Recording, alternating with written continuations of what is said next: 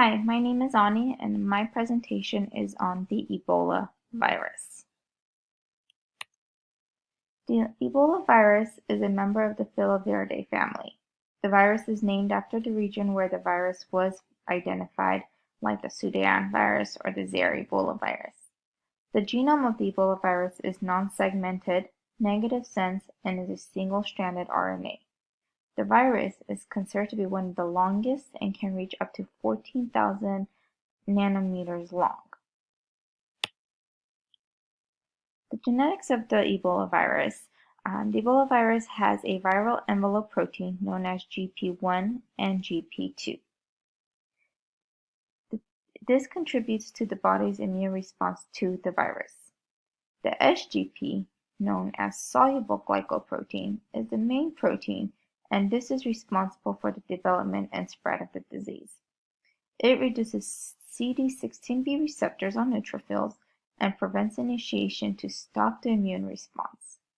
It also has an anti-inflammatory role.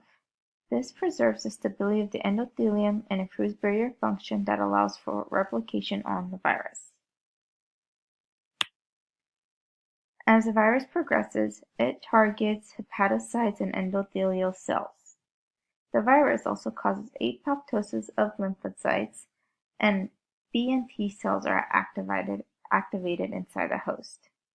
Endothelial cells also become activated due to cytokines and chemokine stimulation, which allows the virus to spread.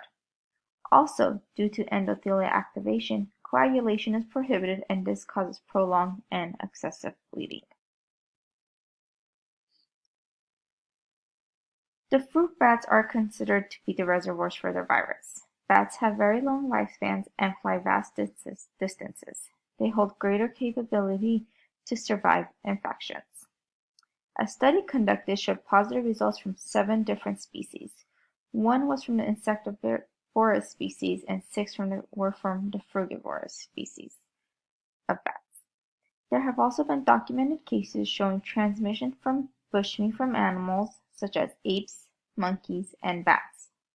The virus is capable of surviving in a carcass from 3 to 4 days.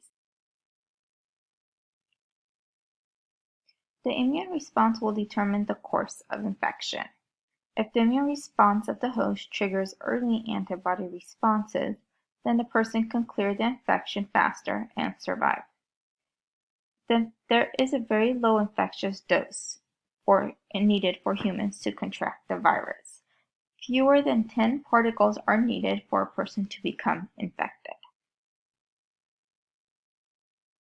The virus infects the host when it makes contact with the skin or mucosa. The virus infects different cell types due to its wide cell tropism. It is capable of hijacking the host's immune response and modulating gene expression. The secondary infections from the 2014 outbreaks from areas such as Conakry and Guinea was on average 1.7. In harder hit areas such as Liberia and Montserrat was 2.5, with the range being from 2.4 to 2.6. The virus mortality rate is about 90%, but this depends more on the species type. The Zaire is the most deadly at 60 to 90%, and the Sudan is more approximately from 40 to 60%. The virus is listed under the safety level 4 by the World Health Organization because of its mortality rate. This requires major containment and high training. During the 2014 outbreak, healthcare workers were 21 to 32 times more at risk from being exposed, and there were approximately 221 deaths recorded of healthcare workers alone in Sierra Leone. This graph shows the rise in cases from the hardest hit areas from week 48 in 2013 to 42 in 2014. You can see that there was a pretty high growth coming in from about 2014 going all the way up when cases started declining right around week 42. Women are more at risk because they are They are considered main caregivers. School-aged children have a lower chance of contracting the virus. However, unfortunately, babies under the age of 2 had a 43% more chance of getting the virus because of having specific needs such as being breastfed.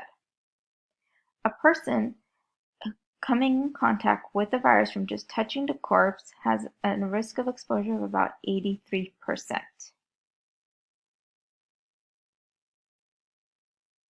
Symptoms of the virus. Early symptoms will be flu-like symptoms, fatigue, abdominal pain, fever, headache. Early symptoms also in about 50% of the cases, people had shown a maculopapular rash. The more debilitating symptoms as it progresses are vomiting, diarrhea, and uncontrolled bleeding. It also causes impaired kidney and liver functions. Incubation can be between 2 to 21 days depending on the person. Following picture shows from the CDC shows the path of the virus along with the symptoms. This can vary though from person to person. Currently, there is only one vaccine that was approved by the FDA that targets only the Zaire species. It is the first and only vaccine available at the moment. Experimental treatments are also being used along with rehydration measures given through an IV, blood replacement, and treating secondary infections. Two antiviral drugs, the REGN-EB3 and the MAV-114, are currently the preferred protocols for treatment. These antivirals stop the virus from copying itself. In order to control and prevent the spread of the virus, people must avoid physical contact with infected persons and animals. It can take 3 days after symptoms arise before the virus shows itself.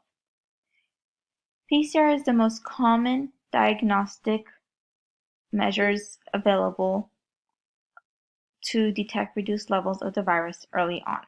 When a virus is detected, official control efforts include public health investigations which focus on safeguarding measures and watching over any contacts that have potentially been exposed. During the 2014 outbreak, contact tracing was implemented and is considered to be one of the greatest attempts to control the spread. These are my references.